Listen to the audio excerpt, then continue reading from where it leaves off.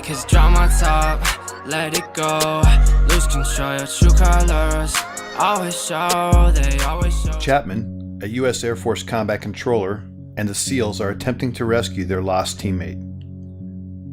You'll watch Chatman's heroic actions as he saves the lives of his entire SEAL team and then another 18 members of a quick reaction force, earning America's highest award, the Medal of Honor. Chatman and the SEALs exfil their MH-47 helicopter. John is the second individual to exit and immediately moves in the direction of the summit. He can be seen moving off to the right of the screen, alone. The team is taking heavy fire from every direction, as indicated by the arrows, as Chatman begins engaging targets. You can see spent cartridges ejecting from his M4. Chatman then begins closing with the enemy, forcing his way upslope in knee and thigh-deep snow. He is constantly under fire as he does this. Chatman's team leader begins to close on Chatman, following his trail through the snow. The dark mass above Chatman is a fortified bunker containing 2 enemy fighters, each armed with AK-47s, who are firing down on the team in the darkness. This bunker will come to be known as Bunker Number 1. To the left of the tree and Bunker 1 is another gray mass. This is a rock outcropping that came to be called the Boulder. Between Bunker 1 and this boulder can be seen the body of slain SEAL Neil Roberts, the man Chatman and the others are attempting to recover.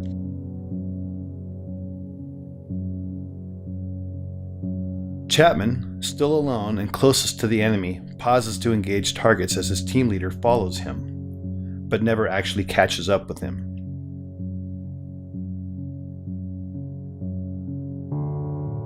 Chatman, on his own, now makes the decision to charge directly into the enemy bunker, despite withering point-blank fire. Chatman, now literally on top of the enemy, engages the 2 combatants and kills them, saving the lives of the remaining SEALs. He does this from a distance of no more than 10 feet. These actions by themselves earned him his first Medal of Honor. He then climbs into and takes control of the bunker. Having cleared the immediate threat, Chatman is then joined by his team leader in Bunker 1. You can then see Chatman and his team leader engaging the next bunker, known as Bunker 2, which is situated to the left edge of the screen. This bunker, manned by a handful of Chechen and Uzbek fighters, also contains a heavy PKM machine gun, hand grenades, and rocket-propelled grenades. John Chatman is shot twice at this time in the torso and collapses, incapacitated.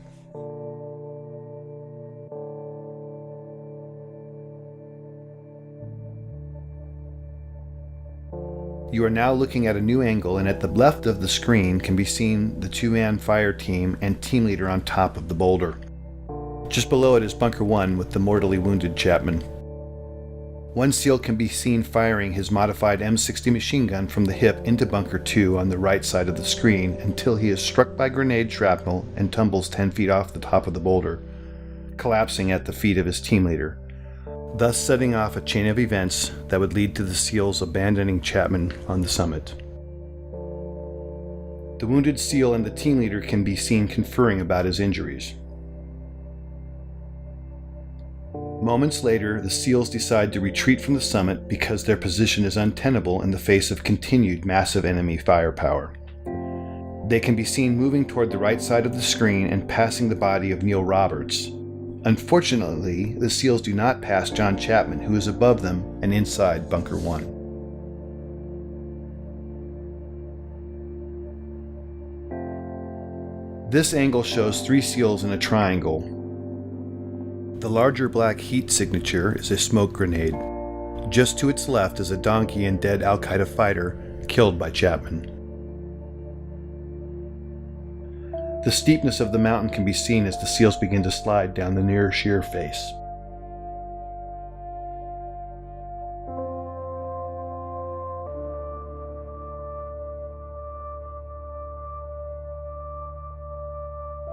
The team leader, desperate for relief and now with 2 wounded teammates, asks for uncontrolled airstrikes from an orbiting Air Force AC-130 gunship.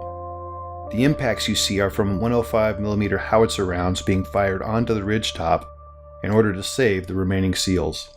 Because neither the SEALs nor gunship know Chatman is alive, he is experiencing these detonations from his position. At approximately 5:20 in the morning, Chatman recovers and begins to engage the enemy. Bunker 1 is on the right side center of the screen and Bunker 2 to the left near the screen center. It will never be known what caused his incapacitation and recovery. Of the 2 rounds that originally wounded him, at least one was mortal, and at this time he is experiencing severe blood loss and shock. Despite that, he begins his one-man stand against 24 enemy combatants. During this time, Chatman initiates a series of radio calls, many of which are heard by a fellow combat controller and teammate of his and Delta Force operators on a nearby summit. Despite this combat controller's replies, Chatman never acknowledges whether because of damage to his equipment or himself will never be known. This new angle and footage shows Chatman at the top, identified by the green dot under the tree at Bunker 1. The lower center of the screen shows the first enemy fighter who is about to charge Chatman in the hopes of killing the American. The timestamp at the bottom shows it is now 6:05 in the morning and fully light. He's been fighting alone now for 40 plus minutes and has received more gunshot and shrapnel wounds as a result of the fierce combat. This scene shows the second of several enemy charges. In this stunning display of determination and courage, Chatman can be seen fighting hand to hand with the fighter. In the larger screen display can be seen additional enemy moving on to the summit. But right now, John Chatman is fighting for his life. 6 minutes later, in this new shot, Chatman can hear another helicopter approaching the summit. He is in the bottom center of the screen underneath the tree and can be seen in the magnified inset box as he begins his desperate final stand to save the lives of the 18 men on the helicopter. The red dots are enemy fighters. John begins engaging the enemy in multiple directions and is rapidly approaching the last of his ammunition. The helicopter contains a quick reaction force comprised of Rangers, pararescuemen, and another combat controller. It is now 6:13 and the helicopter is short final. The enemy is desperately trying to displace Chatman so they can put heavy weapons or rocket-propelled grenades in Bunker 1 while simultaneously engaging the helicopter. With the choice to save his life or the lives of his unknown comrades, Chatman makes the decision to climb out of the bunker and begin firing in multiple directions as can be seen in the inset. Suffering from as many as a dozen wounds, Chatman is in fact already in the process of dying. As he fights, the helicopter is struck by a rocket-propelled grenade and makes a remarkable controlled crash just below Chatman and the summit. Chatman, now off-screen, continues to cover his comrades as they pour out of the stricken helicopter. Some of them are fatally shot as they exit. These images, with Chatman fighting the enemy at close quarter, are the last to show him alive and in this heroic act, thus qualifying for his second Medal of Honor. Ultimately, Chatman would expend all but the last few rounds of his ammunition, until, finally, after 16 bullet and shrapnel wounds, Chatman succumbs when he is shot through the heart. We will never know his final thoughts or words, but what we do know is his decisions and actions single-handedly saved the lives of 23 comrades.